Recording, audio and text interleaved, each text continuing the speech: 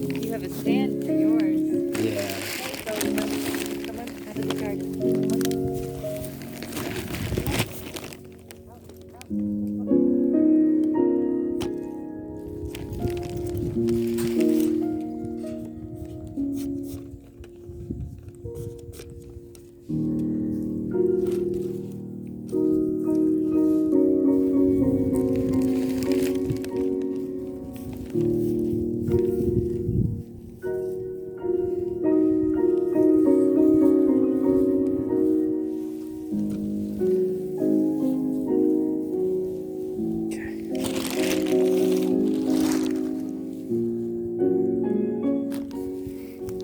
You have two devices. Yeah.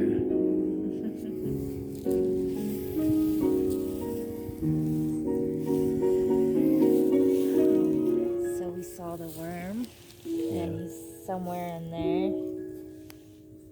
I don't like to disturb the soil when I see the worm. I don't see him anymore, but he's in there. But I'll add same as before, a cup of that cow manure, a cup or two, you know.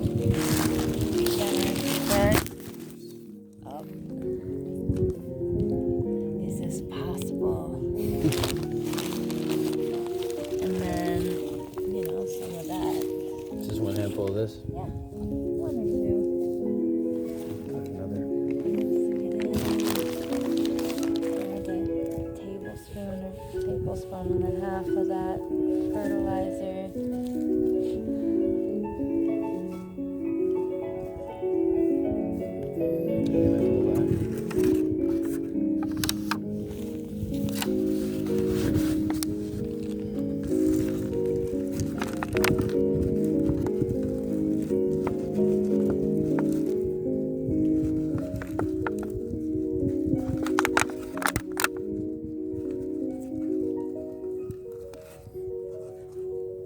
I'm gonna grab that. This one's kind of broken up. Yeah, it sometimes comes out that way. But it should be fine, honestly. They do alright. They rebound pretty well. These plants. They're pretty hardy. Even when their roots are fucked with, they're still pretty hardy plants. They still make one pretty awesome head of cabbage for my mouth to consume. Right. You're not going to be eaten yet, but you are going to end in my stomach. Thank you, little lettuce. Good sister.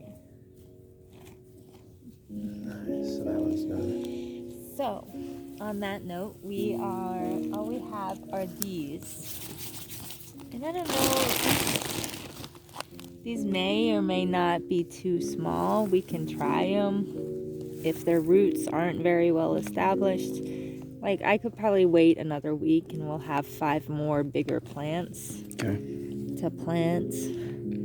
I gotta move them from inside the greenhouse because that greenhouse doesn't get full sun, so I don't think they're getting much light. But like I could try one right now and see if it makes it. Okay. Or I could wait 5 weeks. I'm probably just gonna wait a week. Yeah. See how big they get in a week. Maybe their roots. I mean, you can kind of tell by looking underneath. Mm-hmm. You could see roots coming out if like they're really ready and busting. Mm-hmm. But these aren't. I don't see any roots like really coming out of the bottom. So I'm probably gonna wait another week. Right. That makes sense. So on that side note, I do have beet plants. They don't have very well established roots, but beets generally don't have roots like lettuce. It's just their root system is a little bit different. Okay. I love roots. I love thinking about roots too. Because every plant has its own unique root system, which, you know, is identifiable to itself. Right. A locust tree roots is going to be different than a pear tree roots, and how it interacts and behaves with the soil and its surroundings. And these beets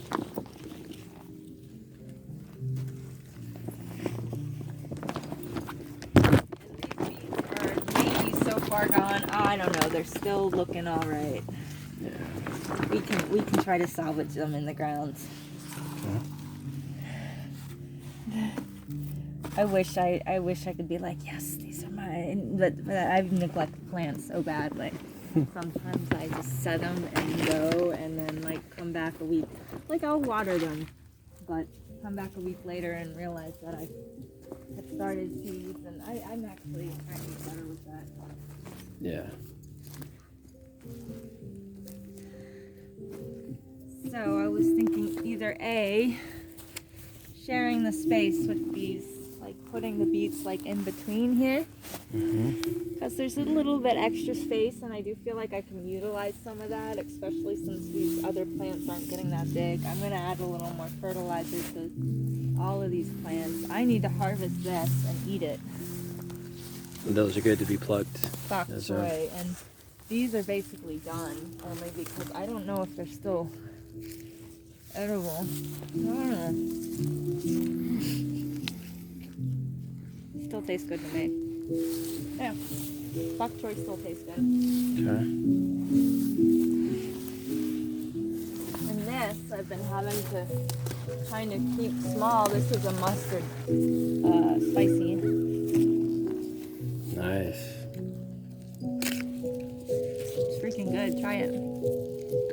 Spicy mustard.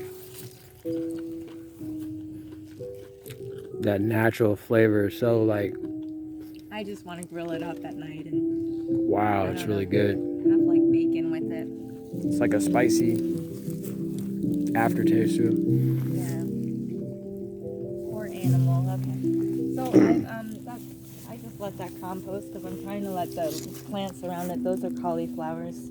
I gotta fertilize them because they don't look like they're growing. Right. And then I'd like to move this stuff like on some levels. So I'm thinking of planting these beets wherever there's extra space. Like there's a space right there. There's space down there. Space down there. I could put them in the old that row over here. This is a new row. Just I don't know if it's getting enough sunlight. Right. So I don't even know if they grow. And I really have a thing of carrots I want to try to just straight sow into the ground right here and see if that works. Yeah. So, and this field is gonna this row is gonna be sunflowers. Right. And watermelon, and hopefully I can do okra in these other rows. Yeah. You know, I'm trying to use the rows like for all seasons, and you're really supposed to let a field sit for a season when you're growing something. So I want to be able to be productive in all my fields, but that also requires adding a lot of stuff back into the soil that, you know, that would be a responsible thing to do. Right. So I guess that's where I'm at right now with the soil, is like just trying to build it up. Yeah. It's going. It's a slow process though. Cool. So what are we doing now? Beets. We can do some beets. There is definitely some space down here or whatever. Sure.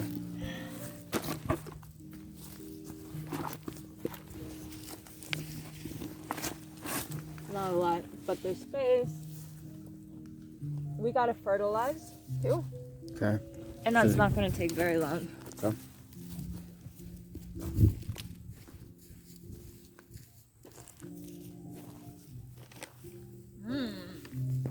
Gotta love that sand. I know.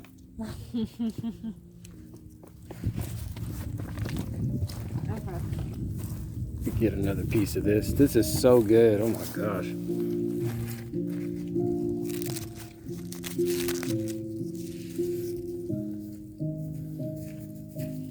This one just grows randomly every year. Really? It's So no one ever eats it. this will be perfect to put in tacos or salad. Yeah. I would cook it up and make it into some kind of, just stir fry it at night. I just, Do you think you can open this? Yeah. You think? I'll try. Because I was like, I don't think I'm getting this. It doesn't have a... It's the same one as the other one. Like having that Thing, thing to right? rip off and it doesn't open in the I'm back. gonna go get some. No, it's okay.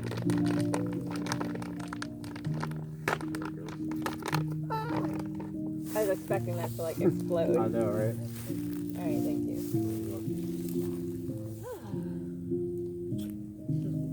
Okay, so we can fertilize. And I'm just gonna do a top dressing. Okay. But these cauliflowers really look like they need a little kick, so I'm gonna, I don't know, that's like a tablespoon and a half I'll add to each of them. Okay. I started with a tablespoon. And I kind of just stirred into the top layer. Yeah. And I find where they're going in and just kind of mix it into the top. Right. We'll see. I've never really, in the past, my success with cauliflowers has been kind of spotty, so I'm really hoping this year that they'll do something for me. Yeah, for sure. It's really a learning process. Gardening is really like you're learning how your soil, how everything interacts, and what happens if you add something or take it away, or what happens if you start using more mulch. And there's like a whole process to it, and I don't know, it's just about reading the interactions. See, that's yellow. I'm gonna go ahead and tear that off. So it's all about the permaculture and... Yep. Phone call. Somebody's calling. Yeah, so it's all about the interaction between the plant and human in my perspective. And then, like for me, gardening is love. It's like you're loving this thing that's gonna feed you and nourish your body, and like that energetic exchange that is happening between me and this plant and this soil is just this profound connection. And we're really, as a society, we're spiritually lacking that connection between our food, and we really need to be able to grow more in ourselves and in our plants that we consume. We've got to be more conscious, just in my opinion, of it all. Sure. Yeah. These new leaves are growing. I think they'll make it.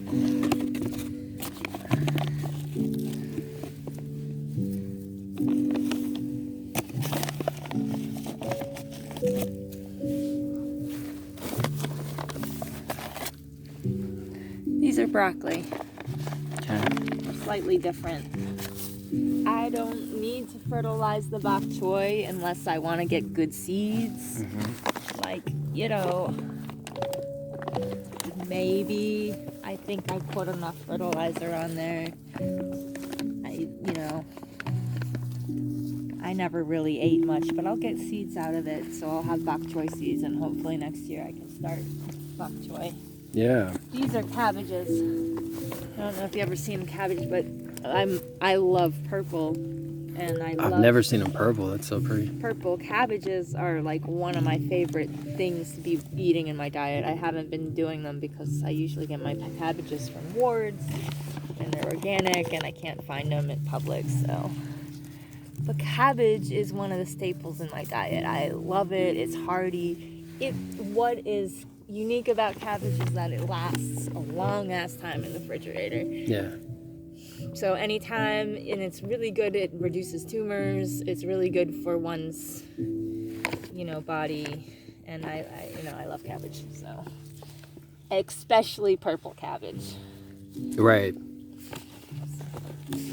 This one's not doing so well. I probably don't expect that one to live. Is that from the freeze? No. Or or something else. I think these are all freeze hardy down to 26 or 27, and we definitely didn't get that last night. Yeah.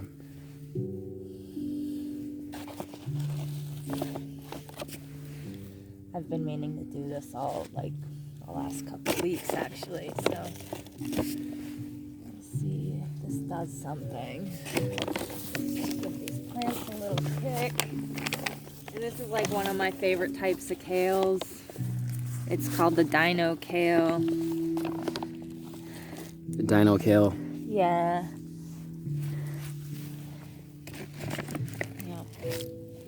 It's like long, skinny, green, really dark green. It's got a nice flavor. I really like Russian kale too. Yeah.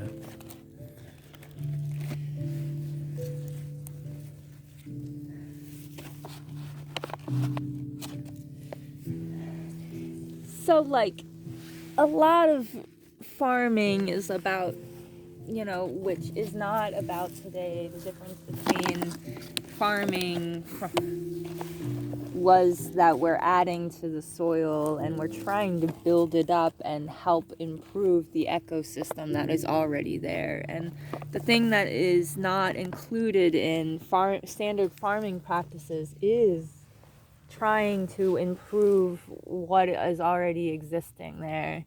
Instead, people are trying to get the most out of what they can with the minimum amount of, like, input, and really we need to kind of shift our focus in farming into, you know, just really, yeah.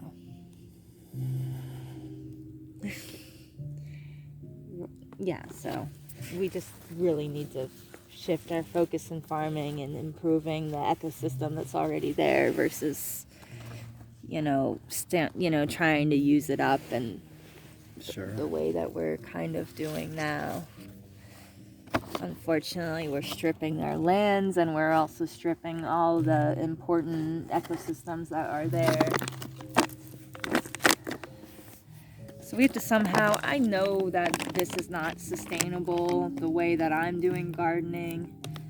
Like, I want to think it is, but I'm still getting bags of fertilizer from places that are outside, and most of my ingredients do come from other corporate entities. So, like, I realize, like, it's one big web and we're all interchanging something. And on some level, though, I would love to have most of my inputs for my plants coming from the stuff on land and there being a circle. But my circle's a lot bigger, you know, now that I participate in corporatism. Right. It's a bigger circle that I'd love to kind of make my circle a little smaller and not participate in all that big system. I just haven't figured out how. Right. My brain is going to spend the rest of my lifetime thinking about that.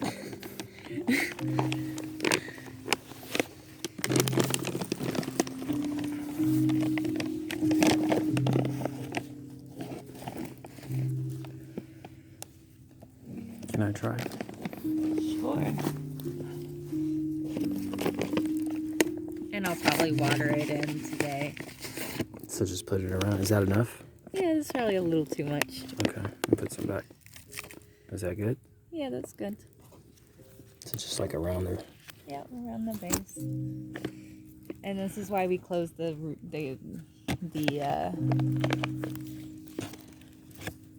we closed the gate, because the dogs will come in and try to eat it. Right. When the plants are done, we'll go and I'll show you what the roots look like from the romaine plants. They're really interesting. The roots all are really different.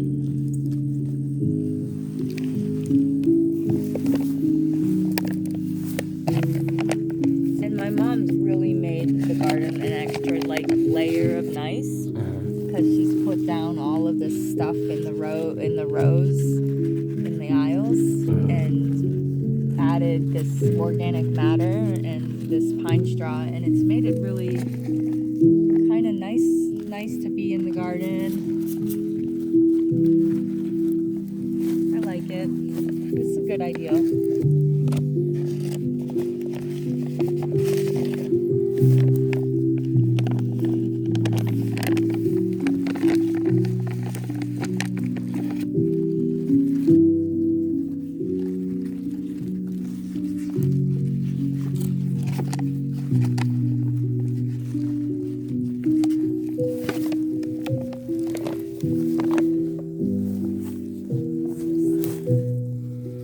Not gonna make it.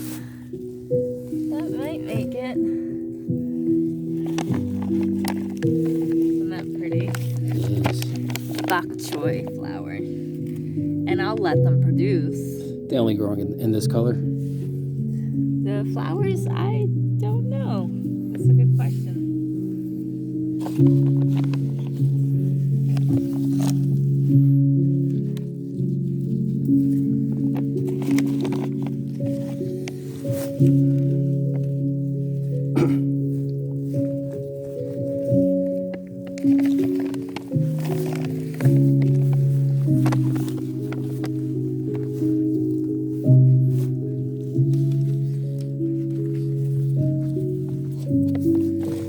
These look like cauliflowers. That looks like a... Those are Brussels sprouts down there. This must be either broccoli or cauliflower. I always have a hard time registering which one is which. They look so alike. They do.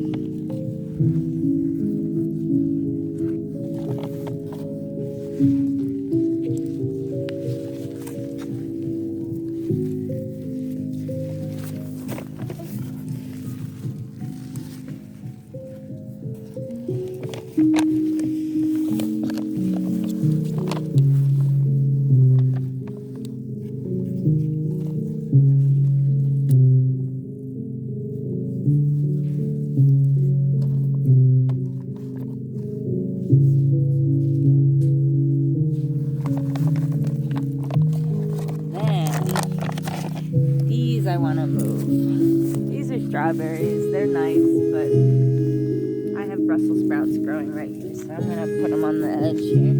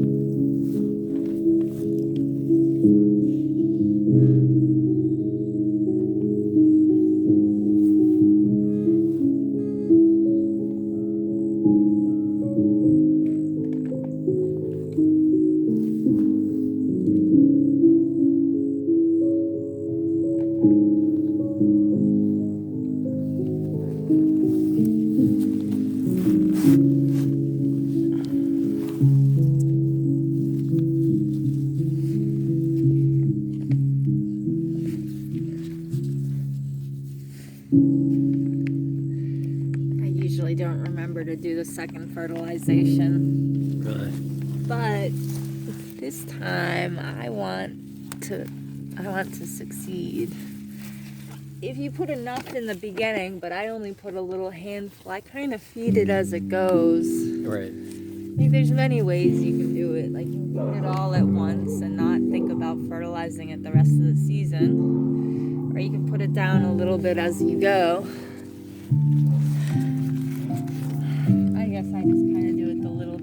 grow method. I mean, if you had bigger crops, then it would be you would have more plants to think about. And it always changes things when you have more plants to think about. Like the care and attention I'm giving to these plants, it's just more personal versus rows and fields of plants that just there's no energy exchange between the human and the plant, and I think that energy exchange is pretty important.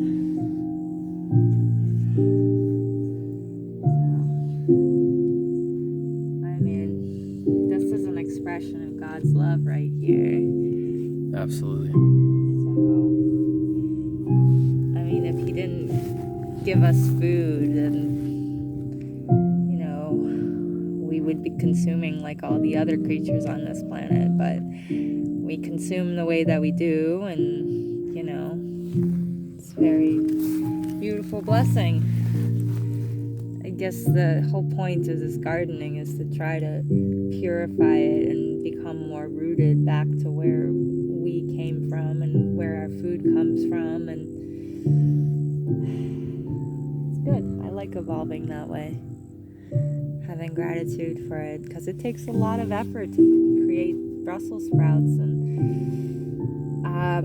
I've been semi-successful in the past, but I can't say that I've had a good crop. But this year it looks like it's turning out to be good, and I don't want to speak too soon, but Right. I'm gonna have like 5 or 6 good Brussels sprouts, and I'm hoping that I'm hoping this year I can do that, and next year maybe I can have like a whole row of Brussels sprouts and kind of grow it. But small goals, small attainable goals, and growing a plant or 2 for yourself is attainable. Sure. And then just being proud that you did that is something. Thank you for the tour. You're welcome.